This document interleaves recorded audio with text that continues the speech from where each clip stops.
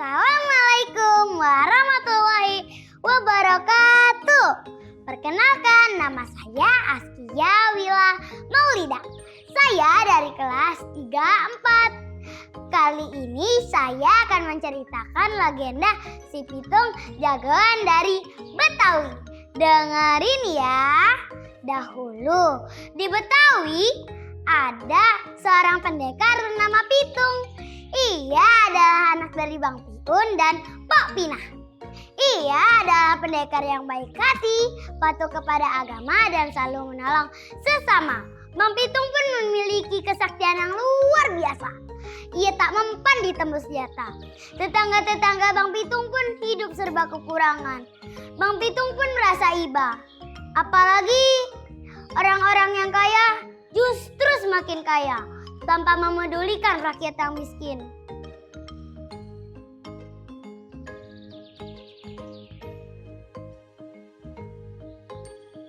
Ayah harus melakukan sesuatu untuk bantu mereka, ucap Bang Pitung. Hati si Pitung geram sekali. Sore ini ia akan kembali melihat kesewenang-wenangan para centeng Babah Liam. Babah Liam adalah tuan tanah di daerah tempat tinggal si Pitung. Babah Liam pun juga memberikan sejumlah uang pada pemerintah Belanda.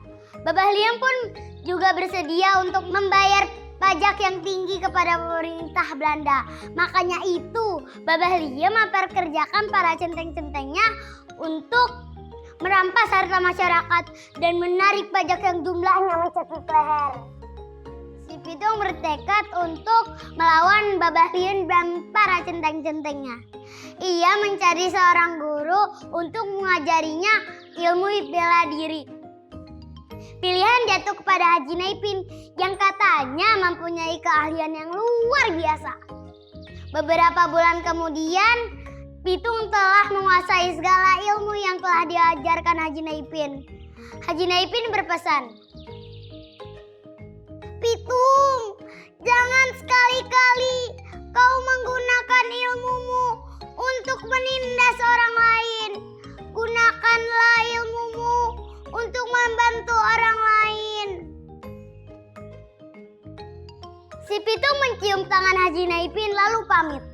Ia akan berjuang melawan Babah Liam dan para centeng-centengnya. Aksi Bang Pitung terdengar oleh Kepala Polisi Kompeni Belanda. "Kita harus menghentikan Pitung agar kompeni Belanda tidak resah kepada keberadaannya," ucap Kepala Polisi Kompeni Belanda.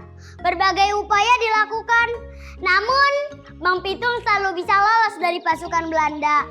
Beberapa kali para prajurit terus menembaknya, tetapi Bang Pitung tak terluka sama sekali. Kepala kompeni Belanda hampir putus asa.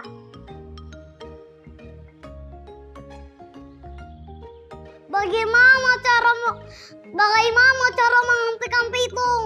Apakah ia tidak memiliki kelemahan? Ucap Kepala Kompeni Belanda yang marah sekali saat itu. Pejabat Belanda pun menculik ayah dan gurunya, yaitu Bang Piun dan Haji Naipin. Mereka mengancam akan memenggal kepala mereka jika Pitung tak juga menyerahkan diri.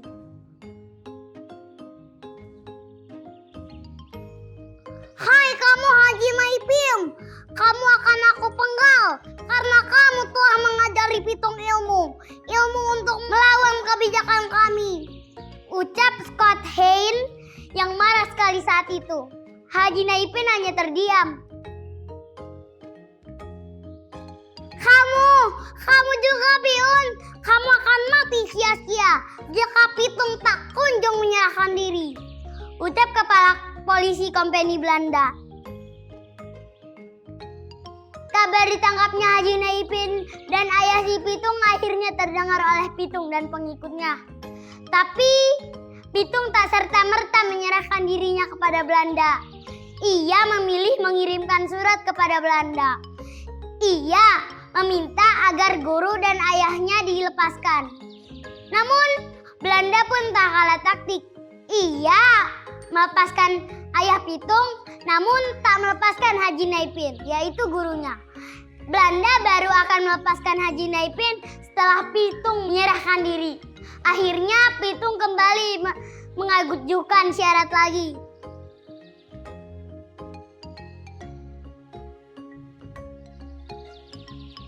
Ayah akan menyerahkan diri, tapi tidak untuk dipenggal. Ayah akan menembus kesalahan ayah dengan cara mengembalikan harta-harta yang telah ayah curi. Ucap Pitung di surat berikutnya. Belanda pun mengiyakan surat tersebut. Selang beberapa hari, Pitung kembali menyerahkan diri kepada Belanda. Tapi Belanda mengingkari persetujuan sebelumnya. Suara lantang dan peluru memecahkan kesunyian. Tubuh si Pitung roboh bersimbah darah karena terkena peluru para prajurit.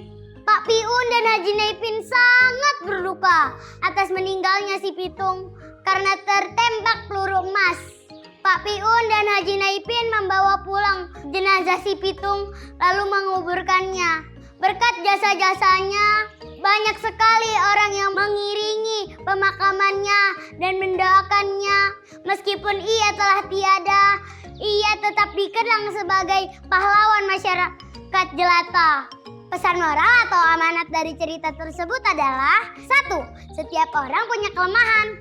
Jangan sombong jika kamu mempunyai kelebihan. Gunakan kelebihanmu untuk membantu orang lain.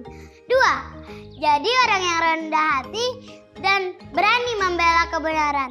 3. Setiap kebaikan harus dilakukan dengan cara yang baik. Wassalamualaikum warahmatullahi wabarakatuh.